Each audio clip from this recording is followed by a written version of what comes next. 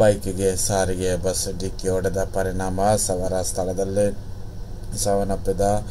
20,000 ತೀವ್ರ ಗಾಯಗೊಂಡಿರುವ ಘಟನೆ ಭಾನುವಾರ ನಗರ ಪೊಲೀಸ್ ರೈಲ್ವೆ ಮೇಲ್ಸೇತುವೆ ಬಳಿ ನಡೆದಿದೆ. ಕೇರಳದ ಮಲಪ್ಪುರಂ ನಿವಾಸಿ ಶರತ್ ಪ್ರಕಾಶ್ ಸಾವನ್ನಪ್ಪಿದರು. ಹಿಂಬದಿ ಸವಾರ ಜುಡಿಯೋ ಜಾಕೋಬ್ ಗಂಭೀರ ಗಾಯಗೊಂಡು ಆಸ್ಪತ್ರೆಯಲ್ಲಿ ಚಿಕಿತ್ಸೆ ಪಡೆಯುತ್ತಿದ್ದಾರೆ. ಬೆಂಗಳೂರಿನ ಆಚಾರ್ಯ ನರ್ಸಿಂಗ್ ಕಾಲೇಜಿನಲ್ಲಿ ಓದುತ್ತಿದ್ದ ಕೇರಳ ಮೂಲದ ಶರತ್ ಪ್ರಕಾಶ್ ಮತ್ತು ಜುಡಿಯೋ ಜಾಕೋಬ್ ಕಾಲೇಜಿಗೆ ರಜೆ ಇದ್ದ ಕಾರಣ ಊರಿಗೆ ತೆರಳಲು ಎನ್ನಲಾಗಿದೆ.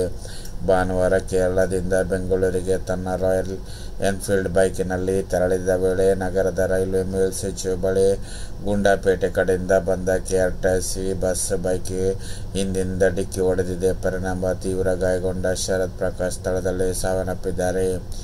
ಜುಡಿಯೋ ಆಯೋಬ್ ತೀವ್ರ ಗಾಯಗೊಂಡು ಆಸ್ಪತ್ರೆ ಚಿಕಿತ್ಸೆ ಪಡೆಯುತ್ತಿದ್ದಾನೆ ಎಂದು ಸಂಚಾರಿ ಪೊಲೀಸರು ತಿಳಿಸಿದ್ದಾರೆ. ನಗರ ವ್ಯಾಪ್ತಿಯಲ್ಲಿ ಅಪಘಾತ ಸಂಭವಿಸಿ 40 ನಿಮಿಷ ಕಳೆದರೂ ಸ್ಥಳಕ್ಕೆ ಆಂಬ್ಯುಲೆನ್ಸ್ ಬಾರದ ಕಾರಣ ಬೈಕ್ ಸವಾರ ಸ್ಥಳದಲ್ಲೇ ಸಾವನ್ನಪ್ಪಿದ್ದಾನೆಂದ ಸಾರ್ವಜನಿಕರು ಆಕ್ರೋಶ ವ್ಯಕ್ತಪಡಿಸಿದರು.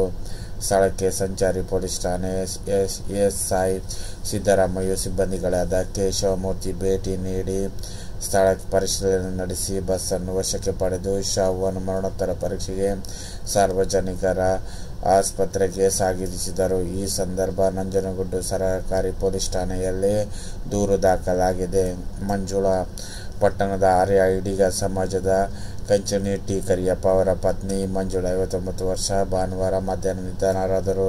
ಮೃತರು ಓರ್ವ ಪುತ್ರ ಸೇರಿ ಅಪಾರ ಬಂಧುಗಳನ್ನು ಆಗಮಿಸಿದ್ದಾರೆ. ಅಂತ್ಯಕ್ರಿಯೆ ಆರ್ಯ ಈಡಿಗ ಸಮಾಜದ ರುದ್ರಭೂಮಿಯಲ್ಲಿ ಸೋಮವಾರ ಮಧ್ಯಾಹ್ನ ನೆರವೇರಿದೆ ಎಂದು ಕುಟುಂಬ ಮೂಲಗಳು ತಿಳಿಸಿವೆ. ಹುಬ್ಬಳ್ಳಿ ಗ್ರಾಮ ಉಪಾಧ್ಯಕ್ಷ ನಂಜುನಾಯಕ ಭಾನುವಾರ ಬೆಳಗ್ಗೆ ನಿಧನರಾದರು. ಮೃತರ ಪತ್ನಿ ಗೌರಮ್ಮ, ಬಸವರಾಜು ಸೇರಿದಂತೆ 4 ಪುತ್ರರು, ಓರ್ವ ಪುತ್ರಿ ಇನ್ನಿತರರು ಆಗಲಿದ್ದಾರೆ. ಅಂತ್ಯಕ್ರಿಯೆ ಕಪಿಲಾ ನದಿ ದಡೆಯಲ್ಲಿರುವ ರುದ್ರಭೂಮಿ ನೆರವೇರಿತು ಎಂದು ಕುಟುಂಬ ಮೂಲಗಳು ತಿಳಿಸಿವೆ. ಬಿಸಿ ನಾಗೇಶ್ ಬೆಟ್ಟದಪುರ ಗ್ರಾಮದ ನಿವಾಸಿ ಬಿಸಿ ನಾಗೇಶ್ ಭಾನುವಾರ ಮುಂಜಾನೆ ನಿಧನರಾದರು. ಮೃತರ ಪತ್ನಿ ಮಾಜಿ ಗ್ರಾಮ ಪಂಚಾಯತ್ ಸದಸ್ಯ ಅರುಣಾಕ್ಷಿ, ಓರ್ವ ಪುತ್ರ ಸೇರಿದಂತೆ ಅಪಾರ ಬಂಧುಗಳನ್ನು ಅಗಲಿದ್ದಾರೆ. ಅಂತ್ಯಕ್ರಿಯೆ ಸಂಜೆ ವೀರಶೈವ ಲಿಂಗಾಯತ ಸಂಪ್ರದಾಯದಂತೆ ಮೃತರ ಜಮೀನಿನಲ್ಲಿ ನೆರವೇರಿಸಲಾಯಿತು ಎಂದು ಕುಟುಂಬ ಮೂಲಗಳು ತಿಳಿಸಿವೆ. ಬಿಸಿಲ ಬೆರಗು ಅಭಿನಂದನಾ ಕೃತಿ ಬಿಡುಗಡೆ. ಯಶಸ್ಸು ಕಂಡಲ್ಲಿ ಬೆಳೆಯುವ ಕಣಗಿಲೆ ಹೂವಲ್ಲಿ ಅದು ಸೃಜನಶೀಲ ಪವಿತ್ರ ಹೃದಯದಲ್ಲಿ ಅರಳುವ ಮಂದಾರ ಪುಷ್ಪ ಎಂದು ನಿವೃತ್ತ ಮುಖ್ಯ ಸಂಚಾರ ವ್ಯವಸ್ಥಾಪಕ ಶರಣ ಸಾರಗಮಠ ಹಂಪಯ್ಯ ಅಭಿಪ್ರಾಯಿಸಿದರು. ಮೈಸೂರು ಜಿಲ್ಲಾ ಕನ್ನಡ ಸಾಹಿತ್ಯ ಪರಿಷತ್ ಹಾಗೂ ಕನ್ನಡ ಸಾಹಿತ್ಯ ಕಲಾಕೂಟದ ಸಹಯೋಗದಲ್ಲಿ ವಿಜಯನಗರದ ಜಿಲ್ಲಾ ಸಾಹಿತ್ಯ ಭವನದಲ್ಲಿ ಭಾನುವಾರ ಏರ್ಪಡಿಸಿದ್ದ ಡಾ.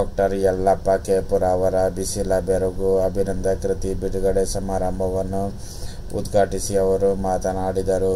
ಯಶಸ್ಸು ಸುಲಭವಾಗಿ ಲಭಿಸುವುದಿಲ್ಲ. ಅದು ಎಲ್ಲ ಕಡೆ ಬೆಳೆಯುವಂತಹ ಕಣಗಳೇ ಹೂವಿನಂತಲ್ಲ. ಆತ್ಮವಿಶ್ವಾಸ ಹಾಗೂ ಸೃಜನಶೀಲತೆಯುಳ್ಳ ಪವಿತ್ರ ಹೃದಯದಲ್ಲಿ ಅರಳುವ ಮಂದಾರ ಪುಷ್ಪವಿದ್ದಂತೆ ಪ್ರತಿಭೆ, ನಿಷ್ಠೆ ಹಾಗೂ ಪ್ರಯತ್ನದಿಂದ ಸಾಧನೆ ಜೊತೆಗೆ ಗೌರವ ಸಲ್ಲುತ್ತದೆ. ಹೇಗೆ ಯಲ್ಲಪ್ಪ ಕೇಪುರ ಅವರ ಸಾಧನೆ ಮೆರವಾಗಿದ್ದಾರೆ.